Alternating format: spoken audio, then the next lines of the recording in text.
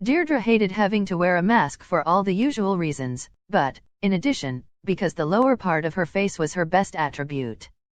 She'd had one compliment after another for how her straight, narrow jaw emphasized her high cheekbones and made her look extra intelligent. Maybe the best compliment was the one from Werner, who said, "Girl, that mouth just defines you. It's like, etched or something." Werner was a good friend, and she wished things hadn't turned out the way they did. Everyone began wearing masks at least some of the time beginning in spring 2020, when coronavirus announced itself to the human world. Deirdre, and others like her, had known about the virus's existence for a long time and hadn't paid it much attention. They tried to live lives that were as normal as possible. Because of their special status, the food shortages didn't impact them except in a good way, but the biggest loss to her was not seeing people out strolling at night, dining, or just enjoying themselves giving off those big, hearty throat-bearing laughs. But by 2024, everyone was getting pretty lonely. There was no new normal, there were only endless days of fear and grieving. It was loneliness, pure and simple, that had led Deirdre to accept a blind date with someone she'd never heard of before that Wednesday afternoon when her colleague Marjorie mentioned a cousin who was coming to town. They worked at a small printing shop in Sonoma, California, that served mostly local businesses. As the crew sat around the lunch table, Deirdre's place empty of food as usual, Marjorie said, "Hey, Deirdre, I've got someone for you, my cousin, Mark. Why don't you take a lunch break and go meet him? He's coming in this afternoon and he's really nice, a good guy, and, somehow I think you'd have things in common." "What things?" asked Deirdre. "Does he like to spend his life looking at type fonts or playing with cats?" "You know that's about all I ever do, I have a really boring life." She tried to keep it light. The others at the table chuckled, they knew that Deirdre was pretty weird. "Well, for one thing, he's a complete fanatic about wearing a mask, just like you are. That's something you have in common." Marjorie shot a wink at the others. Deirdre was used to being kidded about her mask. "Well, it's the law. Or at least, the rule," she said. No one bothered to nod, they were used to this discussion and had lost interest long ago. Deirdre turned to Marjorie. "Why not take a chance on this guy?" she thought. "How old is he? What does he do?" she asked. Marjorie was surprised to have evoked any interest from Deirdre in a topic as mundane as meeting another human being. Deirdre always seemed too aloof, so other. "He's 34 and he works with immigrants in San Diego. Finds homes, healthcare, and so on for kids and their families. His heart's definitely in the right place. He's always getting grief from my mom and her sister, his mother. My family isn't pro-immigrant, in case you haven't noticed." No point in getting into the politics of the situation, thought Deirdre. There were no points of possible intersection in any discussion of world events that she and Marjorie could have had, particularly on the topic of visitors from somewhere else. Deirdre stood up suddenly. "Okay. It sounds good, I'll do it. Today, just say where." Marjorie looked surprised and delighted. "Okay, let me think, how about that place around the corner from West Spain St, the Sunflower Cafe, with 2 Fs? On the square. Let's say, 4 p.m? I'll tell Mark." Deirdre nodded. "Sounds fine, I'll be there." She left the break room to return to her desk to finish up her day's work. Mark, who had taken himself on a walking tour of Sonoma's historic town square and was already enjoying a latte at the Sunflower, was delighted to get Marjorie's invitation to meet her delightful colleague Deirdre. Deirdre was a unique specimen, said Marjorie, one of a kind. She told Mark that, besides Deirdre's striking good looks and long, black hair, she had the most beautiful white skin that she'd ever seen. And smart. "Wow, was that girl smart?" Mark laughed. "She might be too smart for me, cuz, did you ever think of that?" "It could happen," laughed Marjorie. "Deirdre's stumped me more than once. For one thing, she knows a lot about history. More than most people. But that's you too, Mark. Remember? Us and all those books." With his gaze fixed on the menu list of healthy items on offer at the Sunflower, Mark recalled years of family gatherings when he and Marjorie would sneak off and lock themselves in a room with a stack of old books. Although different in temperament, they shared a love of the past that had only grown stronger as the present had become more impossible to contemplate without pain. Well, that's good news. She won't roll her eyes if I mention the South China Sea or the Canadian disaster. Or the Arctic. He met fewer and fewer people these days who took seriously the events that shaped their lives and who wanted to discuss them. Well, I can't speak for the Canadian disaster, but I know she's a bit of an expert on the Arctic. She's been there. Good, said Mark. There was a pause. Then, he said, this might be a deal-breaker. What's her view on masks?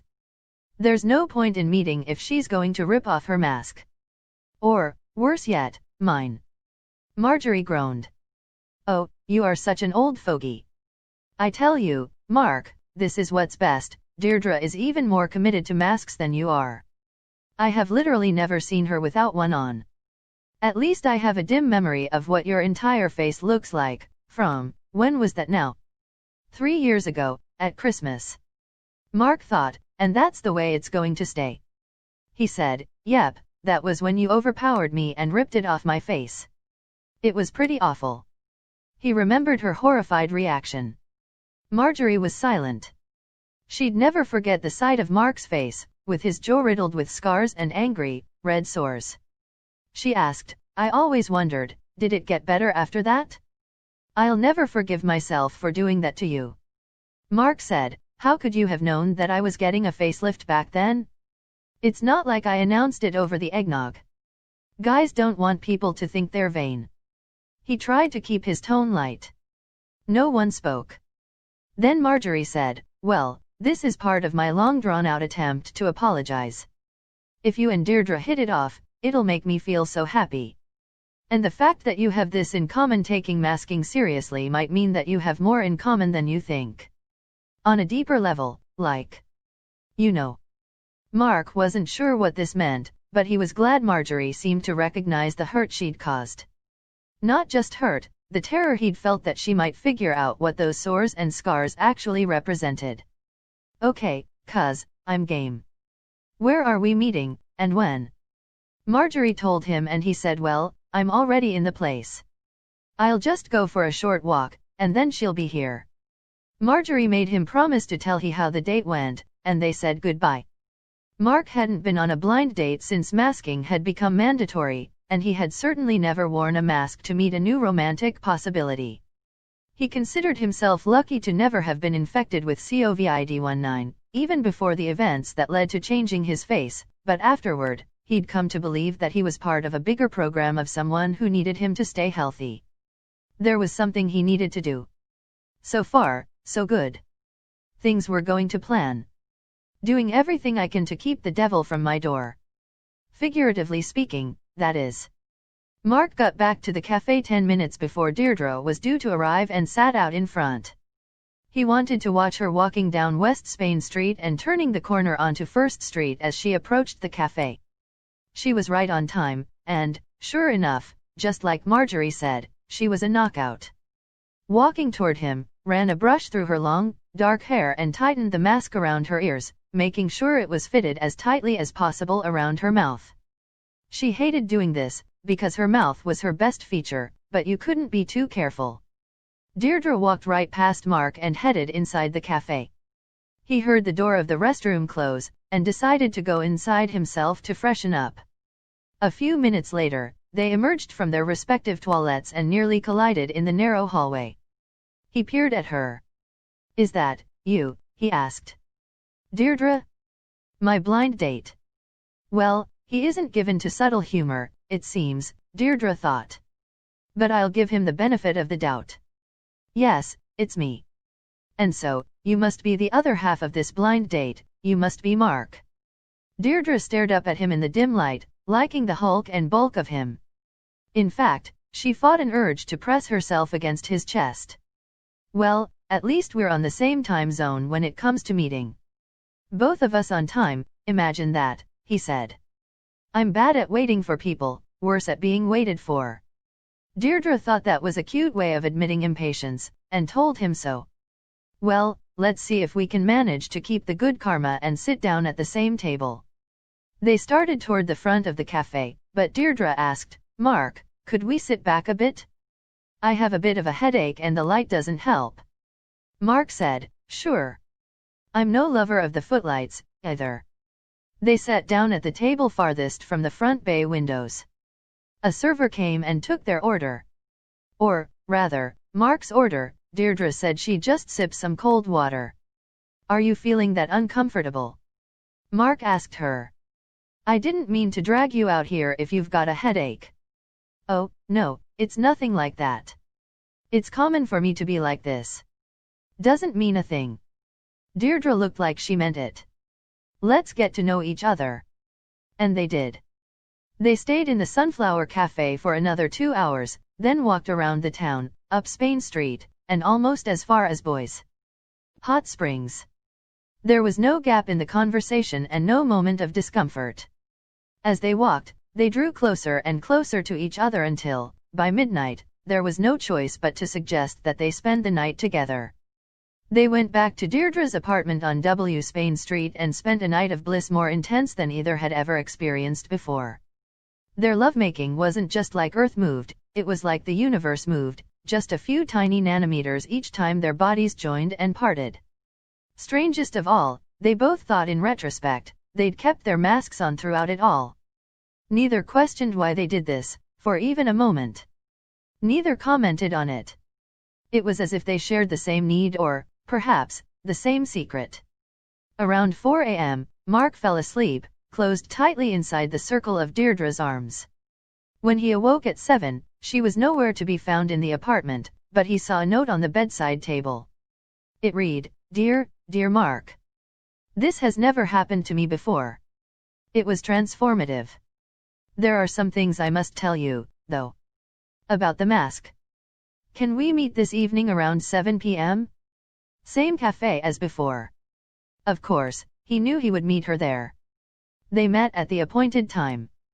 They embraced and both felt as if they were rejoining an unending conversation, so close did they feel to one another. Without discussion, they walked to the park at the north end of the town square.